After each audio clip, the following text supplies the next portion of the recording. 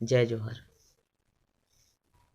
एक समय की बात है, एक राज्य में एक राजा रहे से, बहुत दयालु रहे से, बहुत धार्मिक इंसान रहे से।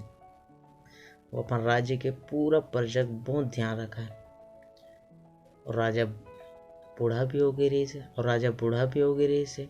बोला ये बात के चिंता सतात रहे कि मोर जाए के बाद, मोर मृत्यु के बाद मोर राज्य के मोर प्रजा के कौन देख रेख करे। फिर ये बात ला राजा अपन गुरु ला बताई। फिर ओकर गुरु ये सलाह दी कि राजन, आप बूढ़ा हो चुके हो, तो अपना एक पुत्र गोद ले लो, कि आपके देख रेख के लिए एक पुत्र के आवश्यक है, एक पुत्र गोद ले लो। फिर गुरु के बात लो मान लेते। और राजा को कुछ दिन और चिंता सताए लगी कि ऊपर लेके वैसे व्यक्ति नहीं मिला थे जैसे वो ला चाहिए।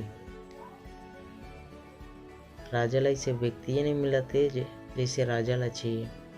राजा की ये मानना रही से कि दूसर के दुख ला दूर करत वह अपन सुख ला भुला जाए, अपन सुख ला त्याग दे। फिर एक दिन वो राजा अपन महल की खिड़की में खड़े रहे से, वो बाहर में वहाँ एक भिखारी ला देखे से। वो भिखारी चुप बैठे रहे से, ओकर सामने में के पतले रहे से, पत्थर रहे से, और पत्तल में थोड़ा बहुत रोटी रहे से।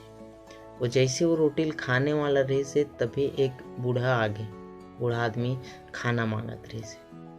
तो वो भिखारी आदमी अपन पूरा पत्तल उठा के वो व्यक्ति दे दे। ये सब चिल्लत राजा देखत रहे से। फिर राजा अपन सेनापति ला भेज के वो भिखारी बुलाल कैसे महल में। तो भिखारी जैसे ओकर सेनापति लाथे महल में, तो राजा वो भिखारी गई थे कि आप ना उस सिंहासन में बैठो, उस बड़े सिंहासन में बैठो, ऐसे गए। तब वो भिखारी उस सिंहासन में नहीं बैठे, वो जमीने में बैठते।